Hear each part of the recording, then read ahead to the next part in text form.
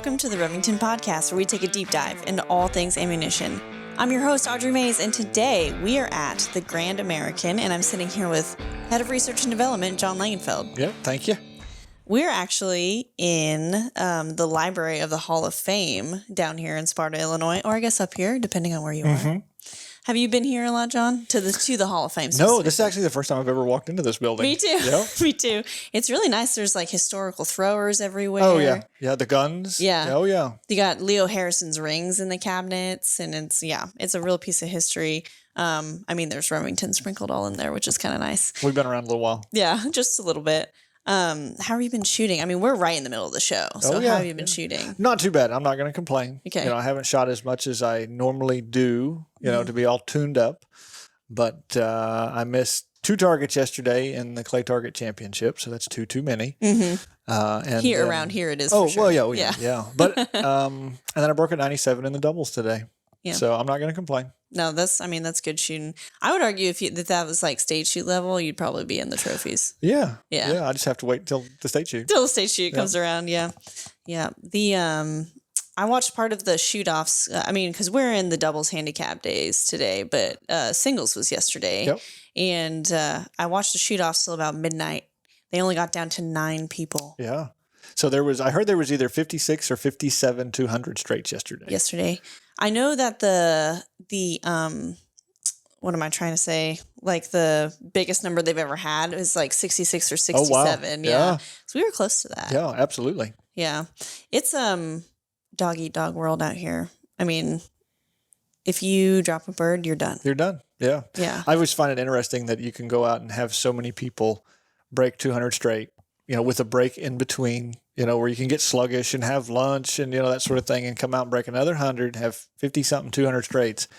And then they all have to do it again that evening. And it goes from 50-something to 9, 6, 7, real quick. Yeah. But, that's nerves for you. Yeah. Or you get tired, fatigue, it's hot. So, yeah. And there's something different about, shooting in like bright daylight like it is out here. And then in the shoot-offs, it's pitch black outside. Your background is black. Yep. And then there's light shining on you. And then there's hundreds of people you can just feel standing behind you. Yeah. Have you ever been in a shoot-off at the Grand? I have. Yeah. I don't remember a couple. Yeah. 2, 3, 4 shoot-offs. Yeah. Yeah. So I've sat around out there waiting to hear my name called. And my mom's been here a couple times, and she'd hang around with me, till 10 o'clock at night, and then we'd shoot. And it's fun. Yeah. I've enjoyed it and won a few trophies out of it. But it's a lot of work. Yeah. It's, I can't imagine the pressure. And you're standing out there and everyone, if you miss, everyone's standing out there watching you miss. And you kind of just hear, yep. in the background. So, yeah, I know. We were out there watching, Team Remington and Team Federal because we share a building. Yeah. So we were standing out there watching them last night. It was pretty crazy. I'm pretty sure that Krause is still in the running from Team Remington. Yeah, I haven't looked today. Yeah, so that's exciting. And then I know that one of the Debris brothers was in the running yesterday, but I don't know if he made it or not. I don't know. So what's your setup for a trap this year? So I'm shooting an MX-10 Protzi. It's a 34-inch top single with 32 over and under barrels. They're all fixed choke. The single barrel is choked for 27-yard line, so it's tight. And then the over and under barrels are probably like 15 and 25 thou or 10 and 20, something like that. And so far, I've shot the first doubles I shot was Wednesday afternoon. And I shot a 1-ounce STS on the first shot and a 3-dram gun club on the second shot. I see you switch. And that worked fine, and that's just because I had the shells in my truck. I was like, I'll shoot those. And then today I shot, both shots was the 1-ounce STS, 1185, and they worked fine. I didn't miss because, it wasn't the shells, it was me.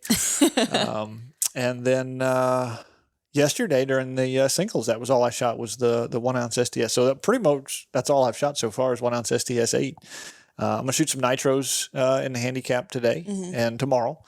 Remington ammo and a Protzi shotgun. So yeah, today's prelim handicap. Yep. Right. Yeah. Yep. So are you just practicing with the nitro so you know how it feels for tomorrow? Well, I haven't shot. My handicap right now is my Achilles heel. Oh, okay. So and I when I used to shoot a lot of handicap, I shot the 12.35 ounce and an eighth.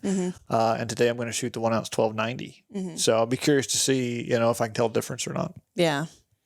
I know that people tend to bump up the velocity for handicap, but I'm not sure that it actually, I don't know. Well, I've shot all kinds of shells on handicap. When I first started shooting ATA registered events, I was 20-yard line. And I shot the same shell for everything. I shot 1 ounce 8, about 1180, 1185 for singles, doubles, and handicap. Everything, same shell. And I did that until I was probably past, 23 to 24.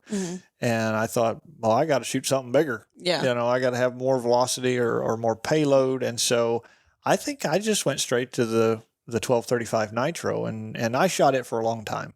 And then I was shooting, which I've still got the gun. I've got a silver sights, and that was the gun I started to shoot ATA with in 2008. And, I think I just got older and recoil didn't agree with me anymore. Sure. And so, my Prozzi's got, I call them pogo sticks in the stock. So it don't kick me. Do you have a Pro Soft or? It's soft touch. Okay. Yeah. Comb moves on it and it's got magnets in it. And so it makes it a little easier to shoot all day long.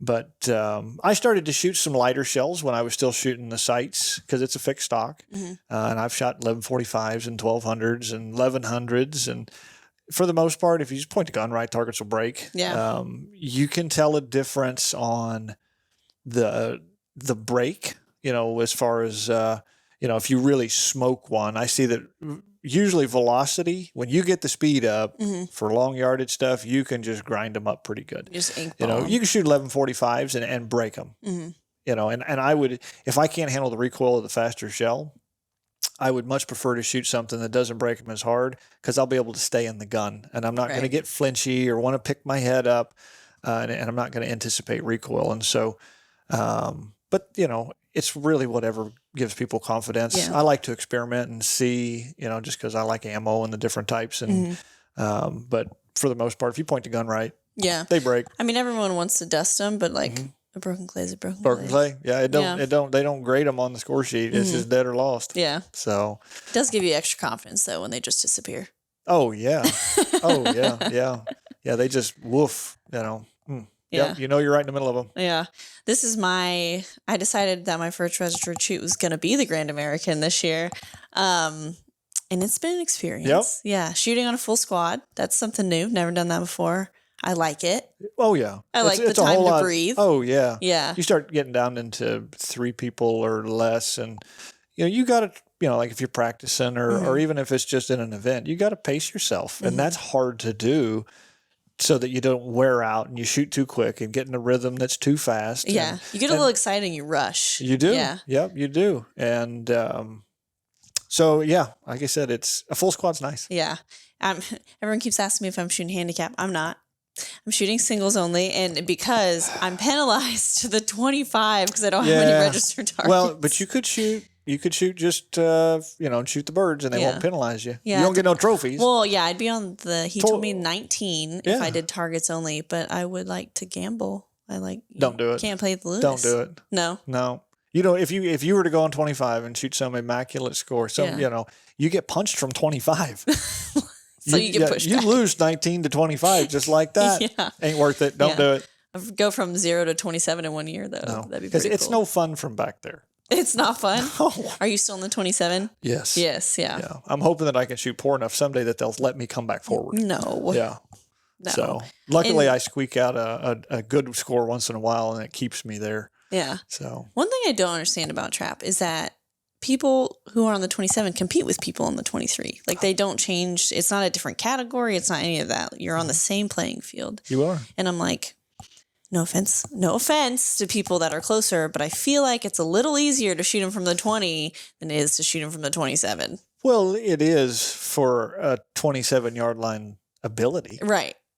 But that's why they do. So they're trying to gauge your ability. That's the whole point. 100%. Okay. Yep. Gotcha. So once you've established enough scores, and you can really see what you're breaking, as you get better, they're going to move you back. You get punches, 96 or above, wind shoots, things like that, half yards, or, here at the Grand, you go shoot a big score, you can get multiple yards. But it gets harder as you go back and a lot less forgiving. You got to be on your game when you're on the fence back there. But that's why they do it. A 20-yard shooter, that has a true 20-yard ability, and that's not anything negative about it. No. It is easier. You're closer. I mean, that's why you see so many 200 straights from 16. It is easier. Right. Yeah. Right. But if you're good and you have the ability, not that a 20-yard shooter is not good, but yeah, that's why they put you on 27 is so they've equalized that playing field. So they give you the handicap. So you're guy. Yeah. That's why it's called handicap.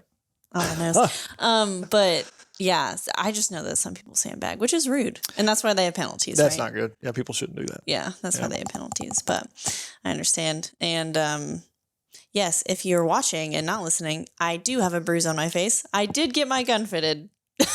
So I know it's going to be all over the comments. So I had to throw it out there. Okay. Yeah, I had to throw it out there. But, well, I hope the rest of your grand goes well. Yeah, you as well. Get out and shoot tomorrow. I'll try. It's a grand handicap. Well, I've never shot doubles. So I think I'm going to jump on a practice field today. Okay. That'll be fun. And shoot some doubles because I've literally never shot them, registered or otherwise. Yep. And I have double barrels. Yeah. You need to use them. Yeah, might as well get on that. But that's probably the one thing that I didn't shoot early enough in my shooting ATA because I didn't have a double barrel. My sight's just a single barrel. And all I did was shoot handicap. Couldn't afford to shoot singles. And I knew that, handicap, there was a little money in it. And I would just go to small registers and sit there all day and wait for it. Because the handicap was at the end. And so I would shoot my 1,000 targets so I could come to the grand and shoot handicap. And every once in a while I could scrape up enough to shoot a singles event here or there because I was just bored sitting around all day. Yeah. But I shot for, it was probably 3-4 years maybe until I tried doubles. And it was just because a friend of mine had more than one doubles gun and he started to kind of get back into it. And he said, if you want to borrow my gun, you know, and try it, you've never done it. And it was a blast. I think everybody enjoys shooting doubles, shooting 2 targets, and it goes pretty quick. So that would be my advice is if you don't shoot doubles, you never tried it, don't wait. Just go do it. Just go try. You'll enjoy it. You might be bad at it, but it's okay. It's fun. Yeah. Yeah. You can miss them twice as fast. You get to pull the trigger twice as much, which is what I like. Oh, yeah. But you're from up here in Illinois, so what number grand is this for you? Well, so this will be my 14th year at Remington. I've been here every year with Remington. And then my first one was in 2008. Okay. So whatever that math is, I shot my first grand in 2008 and I've been here ever since. Every single year you've made an appearance at the grand? Yep. I've shot some targets here, some years more than others, depending on whether I was saving up for a hunt or something and wanted to spend money to shoot or not. But I've shot here since 2008. Yeah, that's awesome. I think that once you come, you're just going to keep coming because it's literally a shooter's paradise. Oh, yeah. I mean, there's everything you need. If you're new, you should still come. There's 100%. Everything that you need. There's guns, shooting glasses, ear pro, ammo, guns. Honestly, if you don't even have a gun and you're like, I want to buy a gun. Demo them. This is probably it. Yeah. You can come demo all the different guns and see what you like and meet, you could come in the Remington building and talk to Audrey. You could. I'm always there. There's that marketing girl. You're like, wait, I think I've seen her on the podcast. Thanks for everybody who came in and actually said that. That was nice. So, but yeah, thanks for coming out. I know that getting people in between events is kind of iffy because they don't want to get in their head. So yeah, no, you ain't gonna screw me up. It'll be all right. I can still miss them without this. I miss them just as well. So, well, there you have it, guys. Remington is on the rise. Like, comment, subscribe, and be sure to share this podcast with your hunting or shooting buddies. If you have any questions for me or Jon here, you can email us at podcast@remington.com. Thanks for listening.